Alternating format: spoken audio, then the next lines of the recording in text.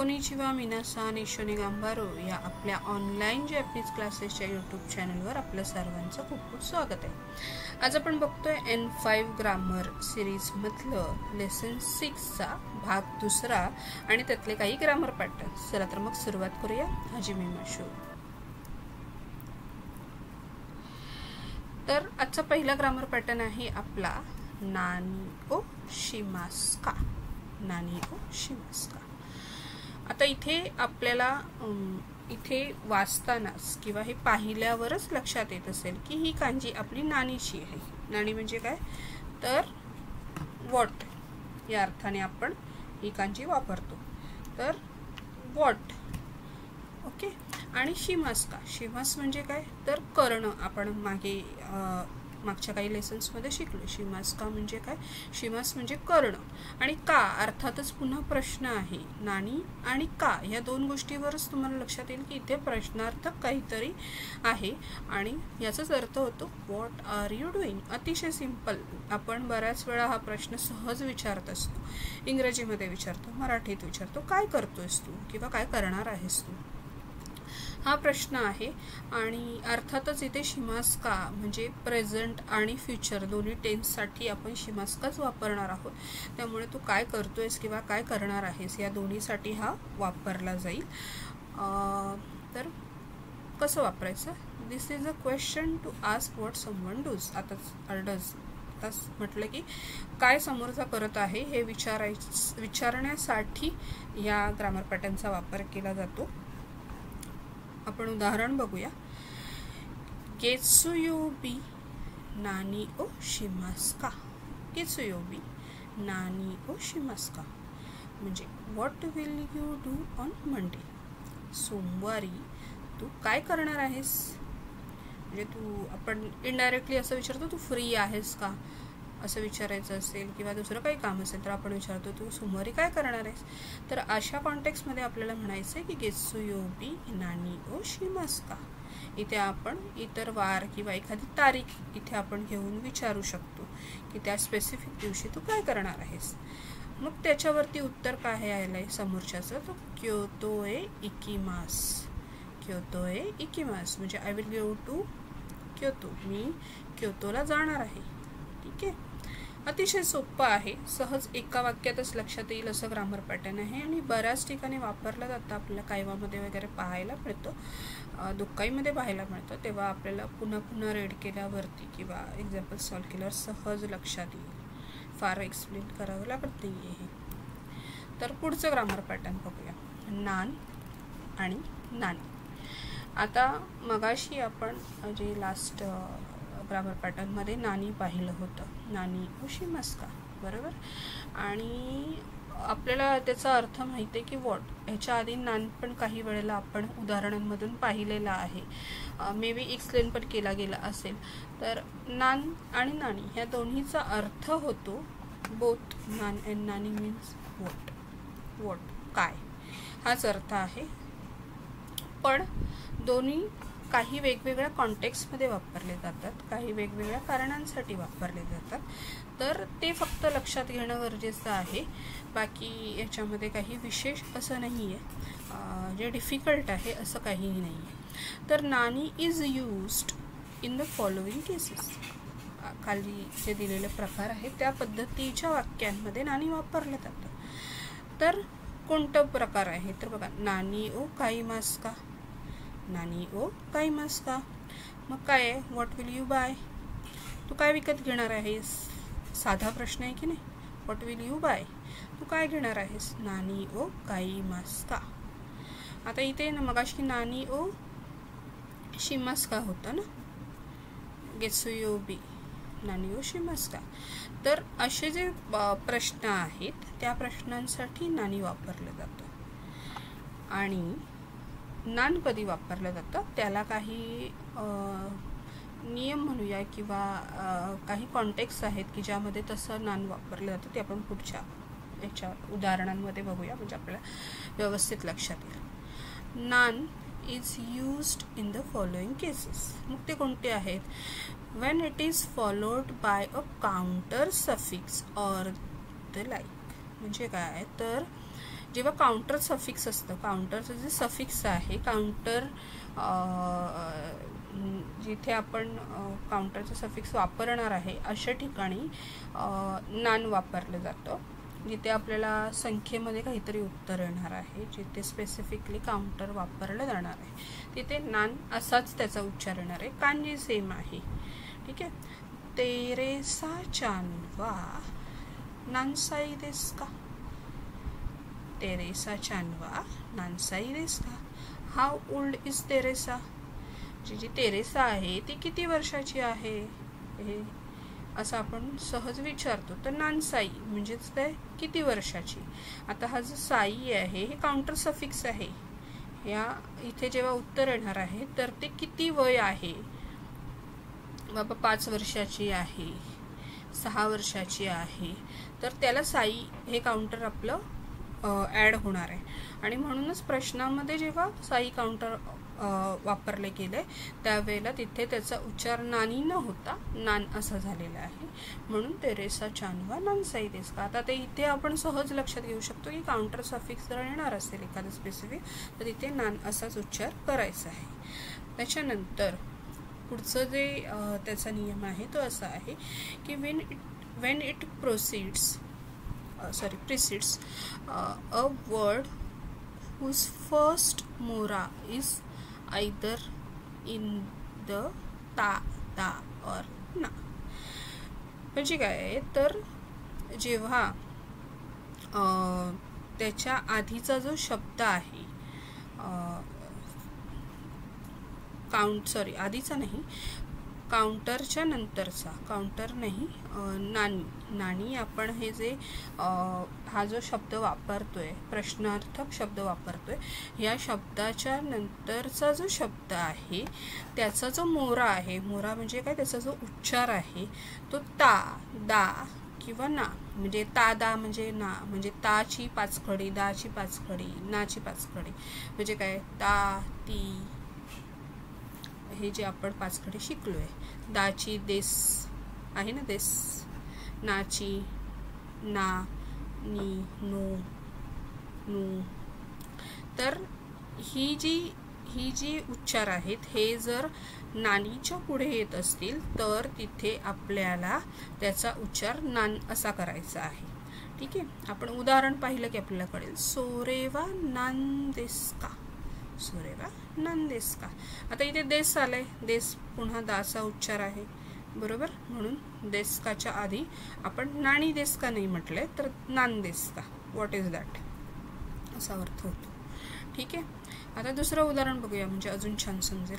नानू हुन देस का.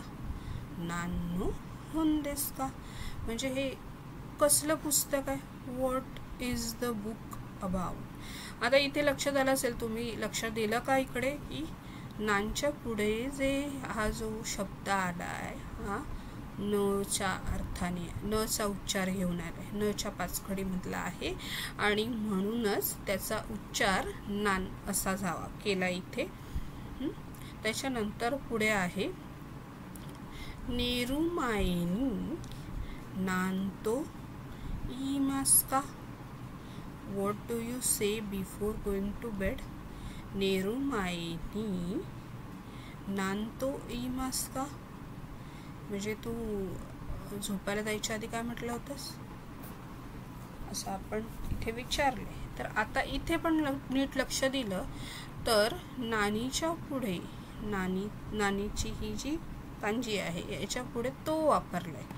तो कुठल्या मोरामध्ये येणार, तो कुठल्या ह्याच्यामध्ये उच्चार येतो, तर तच्या 5 खडीमधला उच्चार असल्यामुळे नान असा ह्याचा उच्चार होतो आणि मग नान तो इमास का असा ह्याचा पूर्ण कॉन्टेक्स्ट बदलला. हे सोपं आहे. हे काही गोष्टी ज्या आहेत त्या अगदी नियम धरून लक्षात राहत नसतील तर त्या सरावाने लक्षात राहतात. त्याच्यामुळे जेव्हा आपल्याला नियमामध्ये आपण कन्फ्यूज होतो की अरे बापरे एवढे नियम आहेत तर कुठे कधी काय वापरायचं हे आपल्याला कसं लक्षात येणार.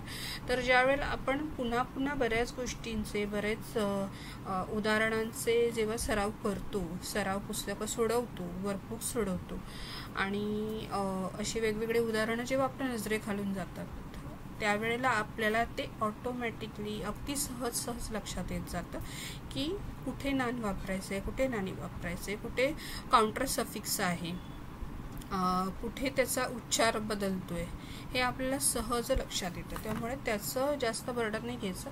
या गोष्टी फक्त माहिती असण्यासाठी नियम आपण शिकतो आणि अर्थातच अनुभवाने आणि पुन्हा पुन्हा केलेल्या सरावाने आपल्याला भाषा खूप छान समृद्ध करता येते. पुढचं ग्रामर पॅटर्न बघूया.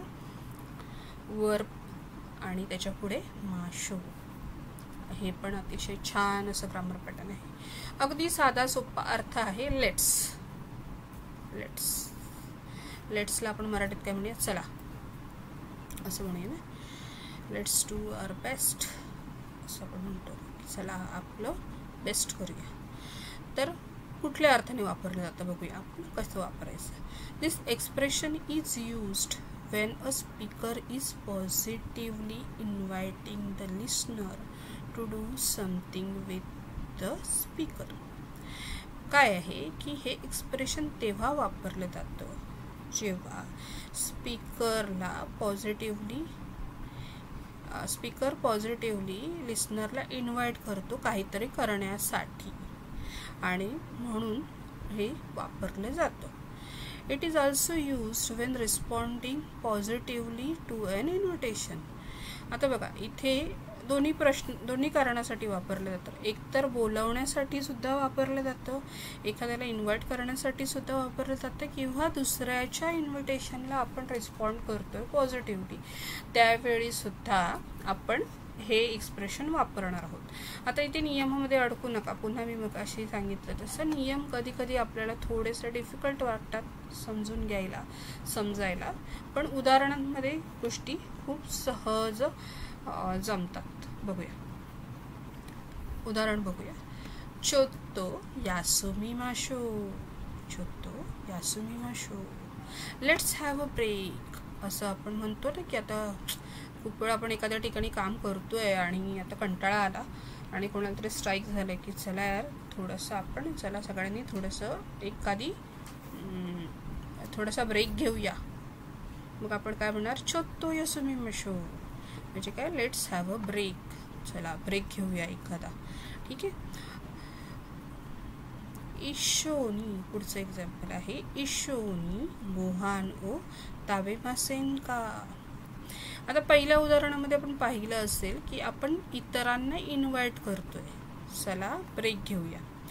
इथे काय विचारतोय, इथे पण आपण समोरच्याला इन्व्हाइट करतोय की इशोनी एकत्र want you have a lunch with me. तुला माझ्याबरोबर लंचला यायचं आहे का, येशील का, असं आपण जेव्हा विचारतोय तर त्यावेळेला दुपारच्या लंचला आपण एकत्र जातोय तर त्यावेळेला आपण समोरच्याला विचारतोय की इशोनी हिरुगोहान ताबेमासेल का, एकत्र लंच करूयात का, किंवा येशील का माझ्याबरोबर लंचला.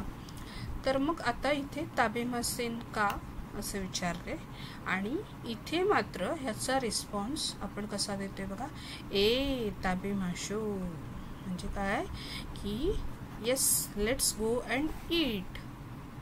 बरोबर ना, येस लेट्स गो अँड ईट म्हणजे काय की आपण इथे पॉझिटिव्ह रिस्पॉन्स दिला आहे. त्याने ताबेमासेन का विचारल्यावरती आपण इथे पॉझिटिव्ह रिस्पॉन्स देण्यासाठी ताबेमाशो म्हणजे चल जाऊयात, चल जाऊयात असं जे म्हणतो त्या पद्धतीने उत्तर दिलंय, म्हणून ते ताबेमाशो मध्ये उत्तर दिलंय. आणि इथे नेहमी लक्षात घ्यायचंय की उत्तरामध्ये जेव्हा पॉझिटिव्ह उत्तर असेल तेव्हाच आपण ताबेमाशो म्हणजे माशो हे वापरलं जाणार आहे. निगेटिव्ह उत्तरासाठी ते नाही वापरलं जाणार आहे. त्याच्यामुळे हे दोन्ही कॉन्टेक्स्टमध्ये थोडासाच फरक आहे, पण अगदी सोपं आहे. ह्याच्या पुढे असं आहे की इथे जसं विचारले ताबेमासेन का, बरोबर, प्रश्न विचारताना चोत्तो यासुमिमाशो किंवा ए ताबेमाशो हे जे दोन्ही गोष्टीमध्ये माशो वापरलाय, हा माशो आपण असं म्हणूया की हा इन्फॉर्मल आहे, थोडासा कॅज्युअल आहे. म्हणून ज्या वेळेला आपण एखाद्या ठिकाणी उत्तर देतो किंवा एखाद्या ठिकाणी प्रश्न करतो, ताबे माशो यासुमी माशो इथे जसं वापरले, तर त्या ठिकाणी आपण मासेन हा जो फॉर्म आहे मास फॉर्म तो जास्त पोलाइट आहे आणि माशोपेक्षा हे थोडंसं कॅज्युअल लेवलला जातं, ज्या वेळेला आपण आपल्या कलिग्स सोबत एक मैत्रीपूर्ण संबंध असतात त्या ठिकाणी किंवा फ्रेंड्स बरोबर आपण हे वापरलं जाऊ शकतं. पण मागच्या भागामध्ये आपण ते मासेन का हा जो ग्रामर पॅटर्न शिकलो होतो, स्पेसिफिकली ताबे मासेन का यासुमी मासेन का असं जर आपण म्हटलं तर ते जास्त पोलाइट होतं आणि फॉर्मली ते जास्त इफेक्टिव्ह होतं एखाद्या वर्क कल्चरमध्ये. ठीक आहे, तर डिपेंड्स आपलं सराउंडिंग कसं असू शकेल त्याच्यावरती. बट हे दोन्ही एक्सप्रेशन्स तितकेच महत्त्वाचे आणि छान आहेत. पुन्हा आपण ज्या वेळेला एक्झाम्पल्स याचे पाहणार त्यावेळेला आपल्याला त्यातला जो मायनर डिफरन्स आहेत ते आपल्या लक्षात येतात आणि हळूहळू आपल्याला ते समजायला मदत होते. म्हणून वर्कबुकवरती काम करणं आणि वेगवेगळे एक्झाम्पल्स सोडवणं हे खूप जास्त महत्त्वाचं आहे. तर अशा पद्धतीने आजचे आपले सगळे ग्रामर पॅटर्न्स पूर्ण झालेत आणि लेसन 6 मधले ग्रामर पॅटर्न्स आज आपण कंप्लीट केली आहेत. तर आत्तापर्यंत जे काही आपण शिकलो आहे ह्याच्याबद्दल तुम्हाला जे काही वाटत असेल, कशा पद्धतीने तुमचा स्टडी चालला आहे, काही अडचणी येत असतील तर आम्हाला ते नक्की कळवा. आणि मागचे व्हिडिओज सुद्धा बघा आणि त्याच्यावरून काही तुम्हाला एक्झाम्पल्स सॉल्व करावेसे वाटले किंवा नवीन तुम्ही काही एक्झाम्पल्स तयार केले तर ते कमेंट बॉक्समध्ये जरूर शेअर करा. आणि अशाच पद्धतीने साध्या सोप्या भाषेत जपानी भाषा शिकण्यासाठी आमच्या यूट्यूब चॅनलला लाईक, शेअर आणि सबस्क्राईब करायला विसरू नका. सोबतच जे बेल आयकॉन दिलं आहे ते जरूर प्रेस करा, म्हणजे नवीन येणारे व्हिडिओज तुम्हाला मिळतात, त्याचे नोटिफिकेशन्स मिळतील. आणि येणाऱ्या नवीन भागांमध्ये आम्ही काही अजून इंटरेस्टिंग गोष्टी शेअर करणार आहोत चॅनलवरती. तर असेच कनेक्टेड राहा, व्हिडिओज बघत राहा, छान अभ्यास करत राहा आणि जपानी भाषा मजेत शिका. भेटूया पुढच्या भागात. अरिगातो गोजायमाशिता. जय माता.